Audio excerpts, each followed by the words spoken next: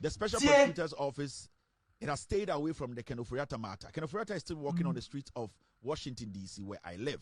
And in fact, this afternoon, one of the Ghost team members located Ken Ofori on the streets of Washington.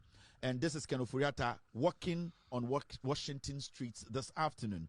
And this is disheartening. When you see a man who is wanted in Ghana, the special prosecutor makes us believe that this man is basically being monitored. He's going to be brought to Ghana to answer questions. He's being wanted for fraud. He's being wanted for criminal act conduct. He's being wanted for manipulating government documentations. He's being wanted for contract manipulation. This guy is wanted for everything. So the special prosecutor knows Ken Ofori where he lives. In fact, we know the hotel Ken Ofori lives in Washington, D.C. If the special prosecutor contacts me, I can take him to Ken Ofori's hotel. The special prosecutor knows where this man is. This is Ken Ofori walking on the streets of Washington, D.C. this afternoon.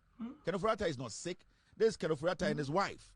They have been taking stroll on the streets of Washington, D.C. In fact, let me see if I can get you the streets he was actually on this afternoon. He was on New Hampshire streets, northwest, 1200.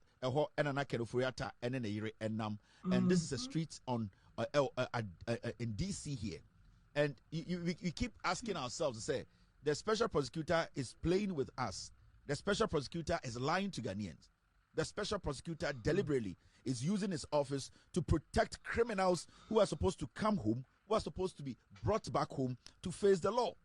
All that he does, the strategy the special prosecutor does is, oh, who be chrono, now a person protecting the pana, no, I call in, or say, oh, I have open investigations, I have arrested this person, I have detained the person for a day, and then they will protect the person.